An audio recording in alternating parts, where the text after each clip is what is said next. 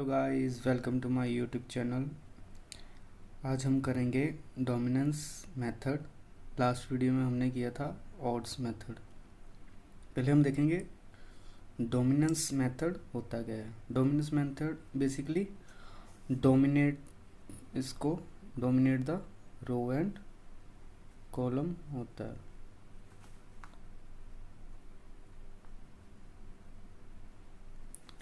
Dominate mean होता है delete करना, मतलब एलिमिनेट करना।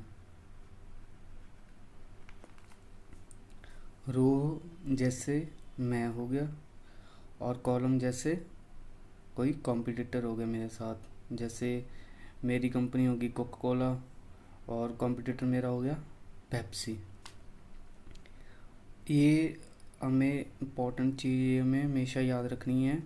इन row column side eliminate greater value elements, in row side eliminate lesser value elements। एक बार फिर बताता हूँ, जब भी हम डोमिनेंस मेथड करेंगे कॉलम साइड में हमें ग्रेटर वैल्यू एलिमिनेट करनी है और रो साइड में हमें एलिमिनेट करनी है लेसर वैल्यू। जैसे a is lesser than a2 और a1 is less than equal to a2। ये हमारा इक्वल टू का निशान होता है। या तो वो लेसर देन वैल्यू होगी या तो वो इक्वल होगा वैल्यू। अब हम डोमिनेंस मेथड की एग्जांपल के साथ समझते हैं इसको। डोमिनेंस मेथड में पहले हमें इसकी वैल्यू एलिमिनेट्स करनी है।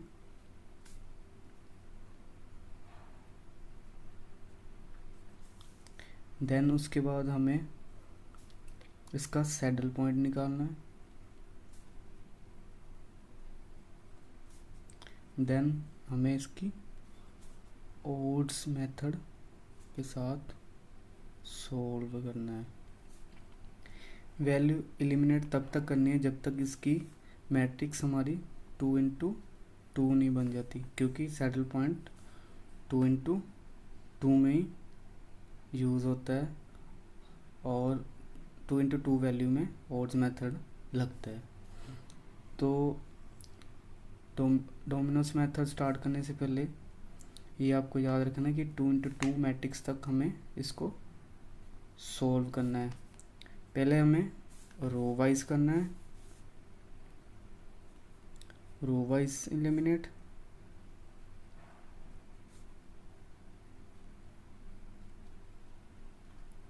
और फिर कॉलम वाइज। एक बार हमें रो में पहले हमें रो कट करनी है, देन दूसरे स्टेप में हमें कॉलम में कट करना है। जैसे मैंने ऊपर ही बताया था आपको कि कॉलम साइड में एलिमिनेट करनी है ग्रेटर वैल्यू एलिमेंट्स और रो साइड में लेसर वैल्यू एलिमेंट्स एलिमिनेट करने हैं। इस एग्जांपल को हम डोमिनेंस मेथड के साथ सॉल्व करेंगे। पहले हम रो वाइज देखेंगे कि कौन सी वैल्यू सबसे ज़्यादा है और कौन इक्वल टू है एलिमेंट्स के। पहले हम देखेंगे 5 से बड़ी वैल्यू कौन सी है। 5 से बड़ी है 10, देन 20 से छोटी वैल्यू है, देन -10 से 2 बड़ी वैल्यू है। इसलिए ये ना ही लेस देन है ना ही इक्वल टू है। हम सीधा दूसरे पे आएंगे, दूसरे की चेक करेंगे। दूसरे की थर्ड के साथ 10 से 20 बड़ा है, 6 से 15 बड़ा है, 2 से 18 बड़ा है। तो हम क्या फॉर्मूला लगाएंगे इस पे, रो 3 एलिमिनेट्स रो 2, क्योंकि हमें इसमें रो में लेसर वैल्यू एलिमिनेट्स करनी होती है। तो हम यहाँ पे लिखेंगे रो 3 डोमिनेट्स रो 2। अब हम इसकी लिखेंगे A1 A2। A2 तो एलिमिनेट हो गया, इसलिए हम A3 यहाँ पे लिखेंगे। A1 की वैल्यू क्या है 5, 20 -10, और A3 की वैल्यू क्या है 20, 15 और 18। एक बार मैं फिर बता देता हूँ आपको। जो कॉलम साइड में होता है उसकी ग्रेटर वैल्यू को एलिमिनेट करना है, और जो रो साइड में होगी उसकी लेसर वैल्यू को एलिमिनेट करना है। ये तीनों रो में से सबसे ज़्यादा ग्रेटर वैल्यूज़ थी, इसलिए रो 2 को एलिमिनेट किया है इसमें। ये B1, B2 और ये B3। हमने रो साइड तो लगा लिया फॉर्मूला, अब हम लगाएंगे कॉलम साइड पे। अब हम लगाएंगे कॉलम में, देखेंगे कॉलम में हमें क्या करना है, ग्रेटर वैल्यू एलिमिनेट करनी है। ग्रेटर वैल्यू देखो कौन सी है, 5 से बड़ी है 20, 20 से बड़े 20 से छोटा है 15। तो इसलिए हम ये चेक करेंगे, 5 से छोटा है 10, 20 से छोटा है 18। तो इसमें मैक्सिमम वैल्यू कौन सी हुई 5 और 20, इसको हम एलिमिनेट कर देंगे। कॉलम 3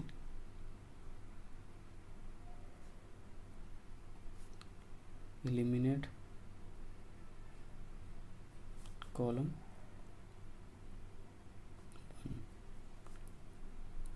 कॉलम 3 ने एलिमिनेट किया कॉलम 1 को, क्योंकि कॉलम साइड पे कौन होता है कॉम्पिटिटर, तो उसकी ग्रेटर वैल्यू को एलिमिनेट करना है। और रो साइड में जैसे हम हो गए, आप हो गए, इसमें हमने लेसर वैल्यू को एलिमिनेट करना है। तो हम यहाँ पे लिख लेते हैं A1 और A3। B1 तो एलिमिनेट हो गया, यहाँ पे लिखेंगे B2 और B3।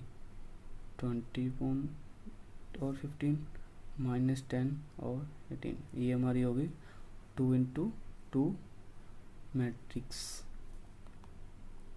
अब हम यहाँ पे सैडल पॉइंट भी कैलकुलेट कर सकते हैं और ऑड्स मेथड भी लगा सकते हैं।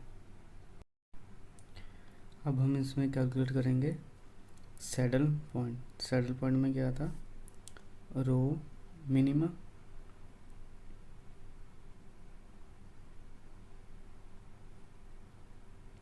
एंड कॉलम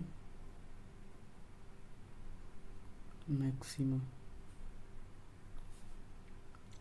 रो मिनिमम है 20 और -10 में से रो मिनिमम क्या है -10, 15 और 18 में से 15।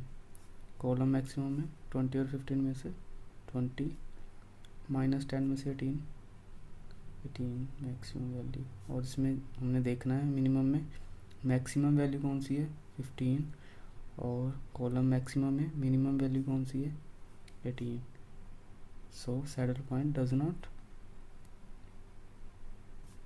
एग्जिस्ट। अब हम अप्लाई करेंगे ऑड्स मेथड।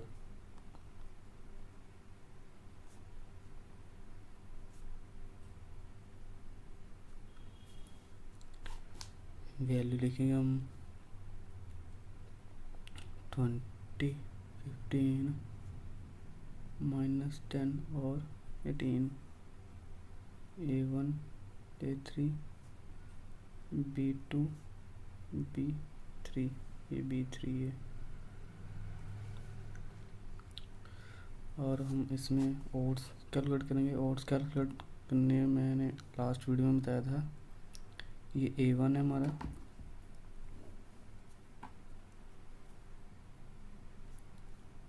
ये B1, ये A2 और ये B2। ओड्स मैंने बताया था A1 रो में कैसे होगा B1 - B2, और A3 रो में A1 - A2। और इसमें कॉलम साइड में मैंने बताया था A2 - B2 और then A1 minus B1, B1 minus B2, 15 minus B2 क्या होगा 18, 15 माइनस 18 माइनस 3। मैंने पिछली वीडियो में बताया था कि नेगेटिव साइन नहीं शो करना, यहाँ पे हमेशा पॉजिटिव वैल्यू रखनी है। और A1 माइनस A2, A1 क्या है हमारा 20 माइनस माइनस का 10 है, 20 माइनस और माइनस प्लस 20 प्लस 10 30। और रो कॉलम में A2 माइनस B2 माइनस 10 और माइनस 18, माइनस माइनस प्लस, लेकिन माइनस का साइन यहाँ पे नहीं शो करना क्योंकि हमेशा यहाँ पे पॉजिटिव वैल्यू ही रिटर्न करनी है। और A1 क्या है हमारा A1 20 माइनस B1 क्या है हमारा 15, 20 माइनस 15 5। अब हम टोटल ओड्स निकालेंगे, इसका कितना होगा 3 प्लस 30 33, 20 प्लस 5 33। ये हमारा कितना आ गया ओड्स 33।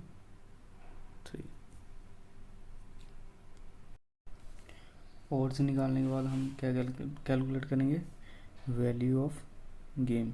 वैल्यू ऑफ गेम मैंने बताया था A1 B1 minus B2 plus B1 A1 minus A2 और डिवाइड कर देंगे हम B1 minus B2 plus A1 minus A2 के साथ।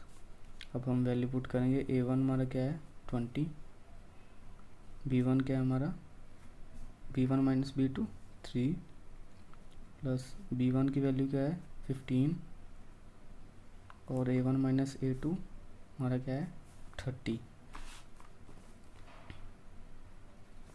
और डिवाइड कर देंगे B1 माइनस B2 की वैल्यू क्या है 3 प्लस A1 माइनस A2 की वैल्यू 30।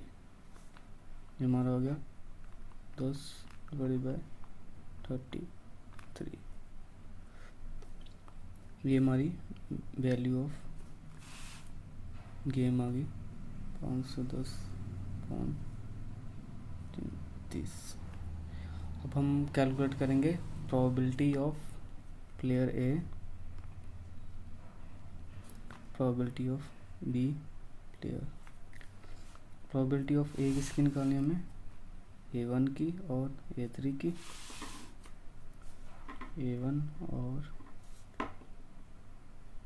A2 की 0 होगी और A3 की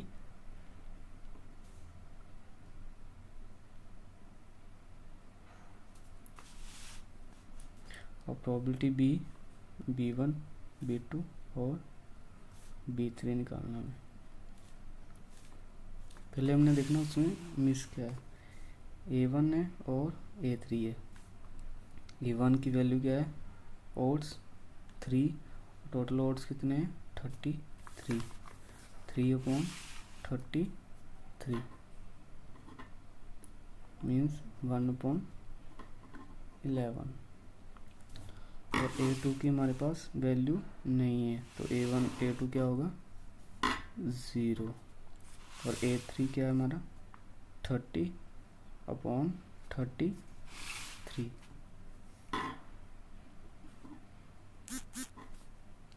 ऐसे ही B1 की देखेंगे, B1 हमारा गिवन नहीं है तो B1 की वैल्यू क्या होगी हमारी 0 और B2 की वैल्यू क्या होगी हमारी 28/33 और B3 की वैल्यू क्या है B3 की वैल्यू है 5/33।